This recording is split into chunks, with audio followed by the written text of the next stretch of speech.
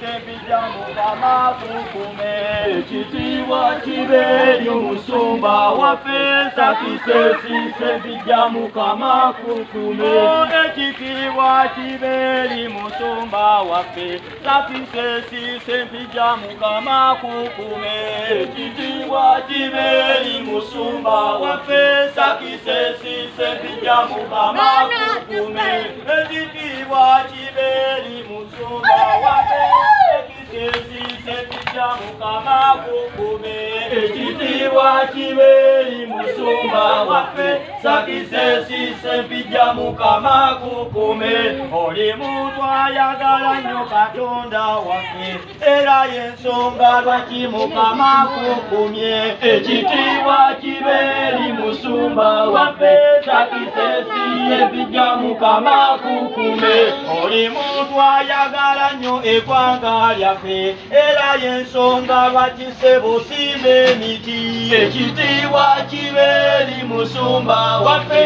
sakisesi sempija mukama kukume olwaniridde nnyo obutonde bw'ensi yaffe y'ensonga lwaki osimbye ebibira musumba ekitiibwa kiberi musumba waffe sakisesi sempija mukama kukume okusimba emiti kintu kikulu nnyo awatali miti tewabawo bulamu ekitiibwa kiberi musumba waffe sakisesi sempija mukama kukume tukubiriza abasumba mu Uganda eno mulabire kono tununula obutone ekitiibwa kiberi musumba waffe sakisesi sempija mukama kukume ekitiibwa kiberi musumba waffe sakisesi sempija mukama kukume ekitiibwa kiberi musumba waffe sakisesi sempija mukama kukume tumanirizaako ku kituli ky'olunaku olwaleero kino kyakusiima musumba waffe sempija sakisesi bananga alwanya masajja okulaba nga abeezaawo eggwanga Uganda n'obutonde bw'ensi ekyo nno kikulu abasumba abaana abali mu kwendekuza n'okugenda nga mukuba ku baana b'abandi pekiseni mwandibadde mulabira kuolo ne mukyusa endowooza zammwe ono ye yasalawo essira n'alissa kulongoosa butonde bwansi kusimba miti kusimba bibira okusobola okutaasa eggwanga lino n'abalijja n'abadiddawo basobola okulyeragalira mu yefe ebizondo byaffe nga bitulaba tumuguddeko kibwatukire namusobola otanze okulaba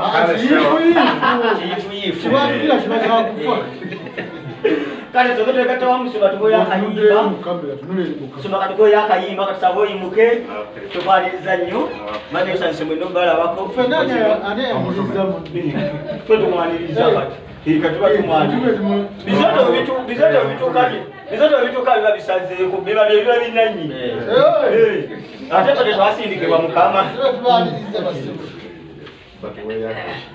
ekitiibwa kya Uganda kikino kyeyongera lw'abasumba nga sempija abagala Uganda okusimba ebibira kiyamba ggwanga lyaffe ne tufuna ku nkubeeyo ne tuwona ekyeya buli muntu atulaba tukwegayiridde nnyo guno mwaka ogutandika simbayoko ku miti emiti egyo gye mulaba gya mugaso eri abantu gituyamba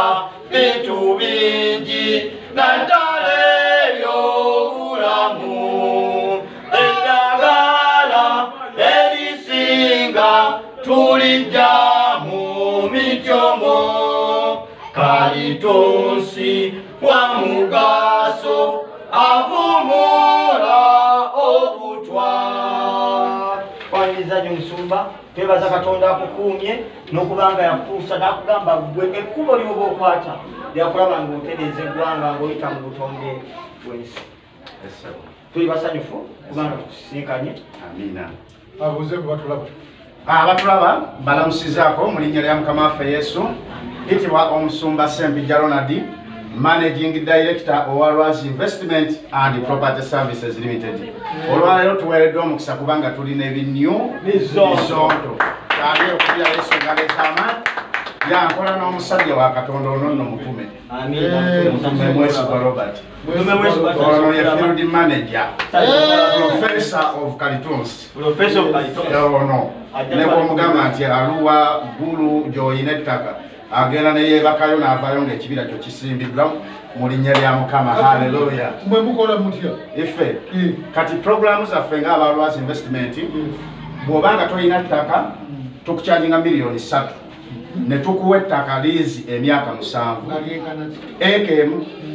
Tutandikira ku eka ku miliyoni 3 nene bw'ogamba njagala square mile eka 640 tugayina tugenda ne tuwogera ne bananyini ttaka nga ne tubogerezeganya nti tulina project zetukola kusimba emiti ne tuwogera nabo bwakkiriza idea yaffe n'agigula nga tumusaba ebyavu nga tugenda mu landisi ne balooya baffe nga tukola search bwe tumala nga tuvalifyinga nga tubimuddiza kati ng'atandika okutukolera endagaano mu LC.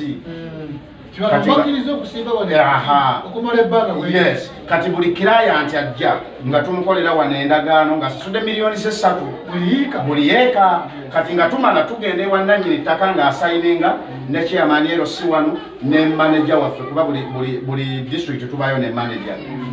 Tuba ne ba regional manager, ba district manager nga awitnessinga ku miliyoni 3 tukusimbira eka y'ettaka, eka ya Kalitunsi. Ate bwe tumala okusimba ku miliyoni 3 ate ne tulabirira emiti egyo okumala omwaka mulamba. Ffe tulabirira tukuwa emiti tuli ku miliyoni 3 ne tulabirira emiti egyo okumala omwaka mulamba. Kati programu endala bw'oba oyina ettaka lyo oba liri Arua oba liri Ggulu oba liri Masaka oba liri wano Kampala, katulina abaatuwaawo amataka awo Kiwenda, Busukuma, kati gwe tukucharginga miliyoni 2 ng'oyina ettaka lyo. Kati miliyoni 2 ffe tujja ne tulaba ettaka lyo oba kibira oba nsiko ku miliyoni 2 kwe kuba okulirima ne tuleeta endokwa zaffe zino z'olaba zino. Nsobola n'okukuwaako n'otwala ewaka n'osimba.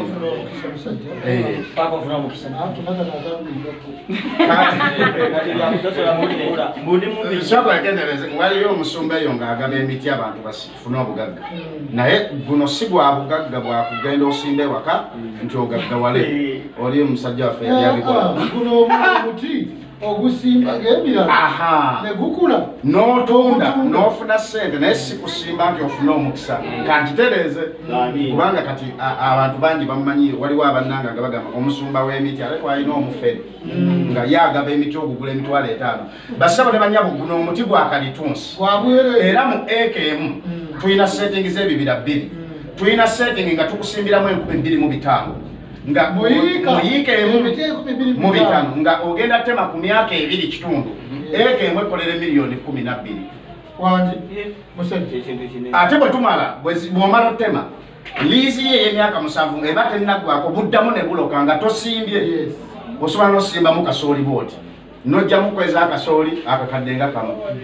Kati muno ku myaka 2 eka ekolera miliyoni 12 ne buddamu ne buloka ku myaka emirala 2 nekolera miliyoni 12 ne buddamu ne buloka ku myaka 2 nekolera miliyoni 12. Kati liizi yo egenda okuggwako emyaka 7 ng'oli mu miliyoni 3 nga wasasula miliyoni 3. Namba 2 tulina setting endala ey'ekibira eya tukuteeramu emiti 10 ng'oyagala gya myaka 7 mbaawo masannyalaze. Kati eyo okutema ku myaka 7 eka buli muti tukubalire ekitono nnyo emitwalo 5. Kati emitwalo 5 emiti 10 miliyoni 5 nga wasasula miliyoni 3. Olabye abantu abagenda okugagawala. Yes. Era eno program tusinze nnyo gireetera bano abaana abali e Bulaaya abakuba ekyeyo nti agenda n'akola n'aweza miliyoni 2 emyaka gye 2 najja wano n'atandika akaduuka ne kagwa n'addayo ebweru okukuba ekyeyo naye bano abali e Bulaaya kati abantu basimbye emitisa jjajja zonto abaana bali e Bulaaya buli naku baweereza ssente kati sekuritala ava kuba wano lisiiti kati abali e Bulaaya tugenda bawa essimu 0776991604 eri ku WhatsApp 0776 999 16 07 776 99 16 eyo eri ku WhatsApp kasito essimu kasitogera ku WhatsApp wati oba oyogera ne direct kati era esebo abaana abawala abo n'abalenzi abagenda okukola ku ssente ebweru bambi balagana nnyo nti babbibwa kati mwe muteekawo nkola ki abantu abo okubeesiga omuntu ng'ali Bulaaya ali Qatar ali Saudi Arabia akwesiga atya nti kati musimbire ekibira oba n'embeera efaanako bwetyo kubanga kati tetukyawula bantu batuufu ku batali n'omutuufu alabika ng'omukyamu n'omukyamu alabika ng'omutuufu kati embeera n'ebanga kakati ekisookera ddala tulina certificate of corporation gavumenti ya Uganda yatukkiriza okukola emirimu egyo yes ekyokubiri tulina kye bayita receipt book kati omuntu bw'aweereza ssente ze tumukubira eno receipt eri Lwazi Investments akubakyalo ssente tukasuulire kano tukasuule atwagala kubaddugaliza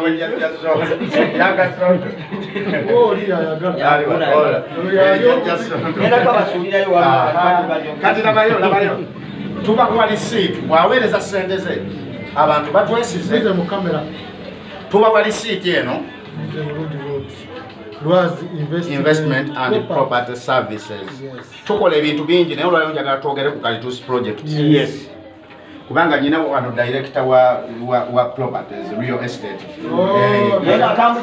ye wa real estate era ye tumala wano era kwogera naye ayagala publicity kati sagala kwogera ku by'amataka n'amayumba tugende leero tuli ku miti kuuma butonde ate nga bwetugaggawala kaakati tulina company form wano etuwa details gwengamba omwana ali e Bulaaya otuwa wano next of kin tolinda kumala kujja bitambule bw'oba nga teweesiga muntu wa Uganda weesige Musumba Success director wa Lwazi Investment waliwo omwana naaka ali Abu Dhabi yampeereza miliyoni 8 nangamba akakadde kampeere sister wange omusambuza project era nengenda mu Equity nezigyawo ssente nemuwa sister wa akakadde omusanvu netuzidda mu project so abantu batwesize kati bw'obanga otya maama we ajja kubba ayinza obutakubba naye naaga akasooka engula ennyama ya Christmas n'asooka azaaza oluusi era zipirawo mu kuzaazaamu yes waliwo omwana yabakola asindika omuntu yes ajewa mugende mwekwe mu banka amanye bizituuse yes nendi basimbye emitigi oyo next of kin kati ojuza company form wano enetuwa details kati bwe tumala tulina kye bayita land development agreement land development agreement yeeno endagaano ekola etya eyo eno endagaano ng'olina ettaka lyo gy'osayininga tulaga nti Mr. Gundi, Mr. Yanga Zonto atuwadde ettaka lye erisangibwa wano tuli developing nga tumusimbiramu Kalituusi emiti 25 ekika kya GU tugirabirira omwaka mulamba mulimu terms and condition olw'obudde aba agisoma then nasayininga director nesayininga wano naye nasayininga then witness we nasayininga then wano waliwo witness advocate waba ayina lawyer nga lawyer wa asayininga waba tayina lawyer nga secretary waffe asa witnessinga eno ye land development agreement kyembadinza okusinga kubadde awo kubanga webasinga okubeera bambi obuzibu kubaana genda mu office yange ondeetere ko example y'engeri gye tudesigning endagano ezetta. Kati nga bw'agenda twagala ono inginiya ali mu field ya kalitunsi. Kalitunsi ono ng'ogyeko kubanga tumulaba lw'ekisiikirize. Migaso ki gyetusobola okwenyumiriza mu kalitunsi oba oli awo omuntu atugobera ku mututu gafe guno ganibizonto kyagamba nti tumpulidde ekipya mu kalitunsi. Tusanyuse nnyo okubalaba mwenna abatulaba n'abatuwuliriza eyo ffe balwazi investment kyetuyinza okwenyumiriza oba abantu kye beenyumiriza kubanga ffe nga ffe abalwazi tulina kye twenyumiriza mu lwazi nti etuwadde omukisa naye ate ne bakirayanti baffe nabo balina kye beenyumiriza mu lwazi investment. So emiti gino abantu bangi waliwo omwami ge twasimbira ekibira ye yali ayagala kuzimba kalina n'agamba emiti gye ye agenda kukola ki kugitema gyonna agitwale ku site. Abalala ne bagamba ekyange ekibira kigenda kunserekera ki ennyumba. So kati buli omu alina engeri ez'enjawulo gye yeenyumirizaamu mu bibira. Oyinza okusanga abalala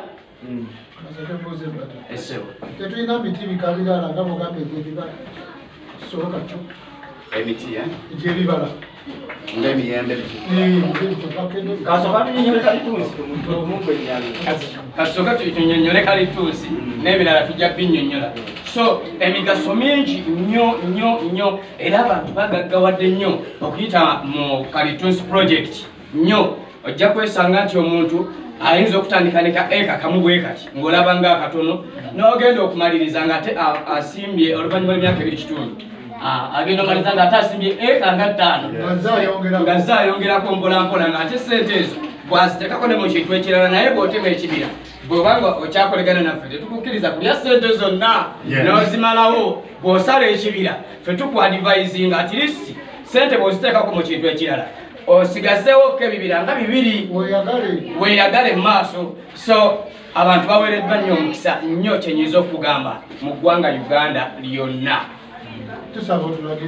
Kalitunsi ono alimu ebika bingi. Kati ekika budde buno kye tusimbira abantu bakiyita GU7 ye nnamba emu tree. GU7 ku myaka 2 otandika okulya sente. Emyaka 2 otandika okulya sente. Kati tubadde emabegako tusimbira abantu omuti guno baguyita kurol. Ono si kalitunsi. Kalitunsi. Naye kurol kati ono ye GU. Kati bawe ekyokugeza olaba emiti gino jabbanga lyerimu n'enjawulo jabbanga lyerimu naye olaba obuwanvu bulyenkana guno guli waggulu guno guli wansi naye nga jabbanga lyerimu. Kati ono GU akula speed abantu badde tubasimbira ku miliyoni 3 abaalizi nga tubasimbira ku road naye kati twabawadde offer tuli mukola nasale bed era ekibayisiza amangu nti budde buno okuva kati twatandika nga 1 December mpaka January yenna tugenda batukola nasale bed buli aleeta deposit ku miliyoni 3 nga oli walizi twagala kakadde kamu n'ekitundu tusasule ettaka lyo tukole nasale bed bw'ayina ettaka ku miliyoni 2 twagala kakadde kamu tukolere nasale bed tupreparing ettaka lyo for the next season. Kati enjawulo mugirabye ya GU7 ne Broni nti guno gukula speed ogirabye roza difference. Kati emyaka 2 guno olya sente guno ate otandika okulya ku 2 kitundu. Kati guno gugejja ku myaka 6 amasannyalaze ogenda kugaggawala yanga zondo. Kati endagaano y'ettaka ya liizi yeeno kati ono omulaba wa AKM ensonga endagaano y'okupangisa ettaka 84 plot 1 block 84 plot number 1. Kati tuyinza obutasoma byonna olw'obudde naye kati olaba nannyini ttaka wano wasayininga kati budde buno ziri eka 86 bakabukingako acres 5 kati wano ono ye client kati eno twagikoze yasasudde mweziri ziweranga 10 tuzitwalayo omulundi gumu chairman na witnessinga nakubako stamp nannyini ttaka nasayininga ne director wa lwazi nasayininga ne next of kin wono client naye alinawo ekifo oba owawano angaze wawano si wewewe oba owawano ojja nosayininga then n'omuntu wo like nga bw'omanyi nti oba ogula ettaka obaako n'omuntu witness. So kati endagaano yeeno nti ffe we tukwasa emiti gyo ku mwaka gumu eno endagaano gyo ye kusigala ekuwa obuvunaanyizibwa ku ttaka emyaka 7 ne nannyini aba takyavunaanyizibwa paka emyaka 7 nga giwedde mu mateeka ga Uganda nanyini kintu nanyini ttaka akkiriza okupangisa omuntu yenna ettaka emyaka gy'ayagala ye lease. Kati waliwo abagamba naye ate bwe beefuula kyova olaba tukola endagaano eno endagaano mu kkooti era olugitwala booti nga nanyini ttaka agezezaako okwefuula abagamba bugambi bayinza n'omuteeka mu kkomera. So abatulaba tubagamba nti sizoni yaffe eya first season ey'omwaka ogujja 2020 twagigulawo mu December tukola nasale beds gwewaaliiza atalina ttaka buli eka miliyoni 3 tukwatako akakadde kamu n'ekitundu ne tukusasulira ettaka lyo ne tukolera nasale bed kati balance osasula installment naye bw'oba osiina mulundi gumu ng'ogwolina miliyoni ga 3 noganze munkolere eka 10 saagala kummanja era tuzaaniriza. Yes, era jajja zondo tugenda batwala mwezi guno gwennyini. Mwezi ogujja tugenda ku site yaffe ennene eri ekayunga ziri eka nga 10. Emiti gya myaka 3 myaka meka waliwo n'egisituka tumale ate tugende ne ku gino gye tusimbye season eno tumale ate tubalage n'abasasudde. Jajja zondo tugenda batwala ku nnimiro lwakuba nti leero tuli wano kati ku ofiisi za Lwazi. So tuli Kasangati mu Buyinja zone we wali ofiisi yaffe headquarter ya Lwazi Investments. Kati bw'otuuka e Kasangati jangu bw'otuuka ku Kyabesige Road oba Nangabo Road ovukako nga half kilometer noweta ku kye bayita ekya Senninde oba ne bw'okubirawo essimu 0776 99 16 03 gwe kasita otuukaawo kuba kukuba essimu oba whatsappinga. Tubaagala nnyo mu linnya lya Mukama waffe Yesu. Sigadde omusumba Sempijja na success tugenda mu 31st ndi musumba era bannaye osobola n'okujja n'osabako naffe kyaki eri wano niya field manager omutume mwesigwa Robert yakwasaganya ebibira byonna oba olina ttaka lyowawawa tugenda. Yes. So mansabirako ne okuzala mwana mwaka gujanga afananga jajazo. Katonda akikole mu linnya lya Yesu. Mansabirako musumba ne bakuzala musiru ngo. Katonda akikole mu linnya lya Yesu. So makwatako kukwasi naterera. Katonda akikole mu linnya lya Yesu. Sabe Katonda abayimuse abongere ba followers eggwanga libamanye mu linnya lya Mukama waffe Yesu. Nyobizonto tusazewo tusimbeko bibira katusabe abanema batuweyo kundokwa buli muntu alijoli simbayo mutigumu ojja kuba oyambye eggwanga ng'okumyeho obutonde. Tuyanza nnyo Mukama twasiimye omusajja temisana tebanna tewali kyamisana tufunye ssente